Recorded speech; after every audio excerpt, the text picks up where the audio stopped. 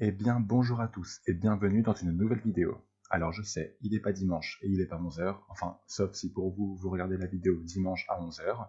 Comme vous le savez sûrement, Elon Musk a donné une conférence il y a très peu de jours sur l'implant cérébral de sa startup Neuralink et on va en parler aujourd'hui parce que ça a l'air super prometteur. La première question à laquelle on va essayer de répondre, c'est comment serait cet implant? L'été dernier, l'idée c'était de faire un bloc derrière l'oreille assez voyant, et depuis ça a évolué vers quelque chose de beaucoup plus discret, pas plus grand qu'une pièce de monnaie. Ça ferait 23 mm de long pour 8 mm de haut, et il serait intégré directement dans le crâne, mais ça on y reviendra plus tard. Ça aurait pour but d'aider les gens avec de graves problèmes à la moelle épinière et au cerveau.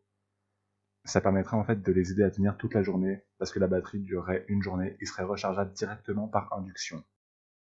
Pour la pose de la prothèse, l'idée est de faire quelque chose de rapide et efficace. L'objectif final de Neuralink serait de pouvoir faire la chirurgie en 1 heure. À savoir, on rentre à l'hôpital pour se faire poser la prothèse le matin, et on en ressort l'après-midi. Et le tout sans anesthésie générale. Ce serait une opération vraiment légère. Le but de l'opération, ce serait de retirer une partie du crâne, un tout petit morceau, et de le remplacer par l'implant. L'opération serait faite par un robot, le robot que vous voyez ici, car il permet d'avoir une précision chirurgicale. Là c'est le mot.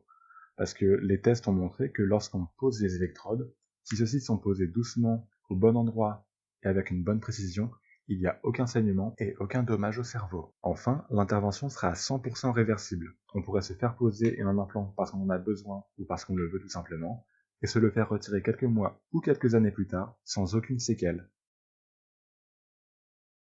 La prothèse est déjà capable de lire et de transmettre l'activité cérébrale de la zone où elle est. Par exemple, sur l'image ici, vous avez l'activité cérébrale d'un port auquel on a implanté la prothèse. Chaque point blanc est la communication entre deux neurones, et la courbe bleue représente la somme de ces communications à un instant donné. La prothèse peut également induire une activité cérébrale localement. Le but serait maintenant de développer la prothèse afin de la rendre capable d'écrire directement dans le cerveau. Et pour ça, il faut qu'il y ait un contrôle précis du champ électrique dans l'espace et dans le temps, d'avoir accès à une très grande zone du cerveau, et tout ça sans abîmer le cerveau sur une longue période. Bref, c'est pas encore gagné.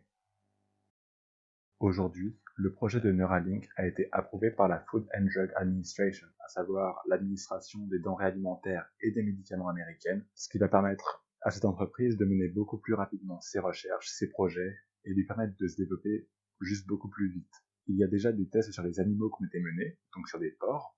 À droite, vous avez l'image d'un porc soumis à un test, où vous avez une courbe qui représente la position hypothétique de ses membres selon les capteurs dans le cerveau, et vous avez par-dessus une autre courbe qui montre en fait l'évolution réelle des membres. Et enfin, il va y avoir très prochainement des tests sur les humains, dès que ça aura été approuvé par les administrations, qu'il y aura des volontaires et que la sécurité sera garantie.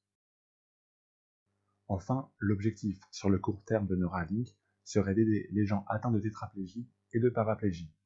Les gens qui sont atteints de tels problèmes ont une rupture au niveau de leur moelle épinière et leur cerveau ne peut plus transmettre à leurs muscles les ordres de mouvement.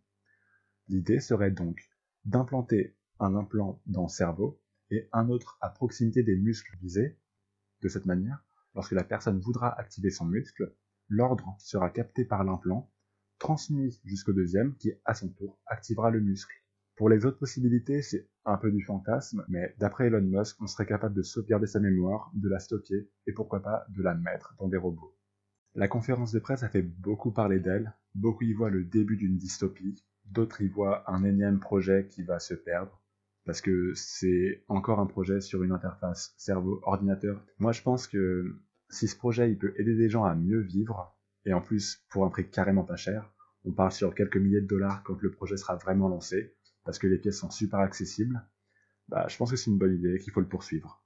Enfin bref, j'espère que cette vidéo vous aura plu. Si vous voulez vous renseigner, allez-y, il y a plein de vidéos qui existent ou plein de dossiers qui ont été faits pour ça. En attendant la prochaine vidéo ce dimanche-là, je vous dis ciao, portez-vous bien et à plus tard. Bye.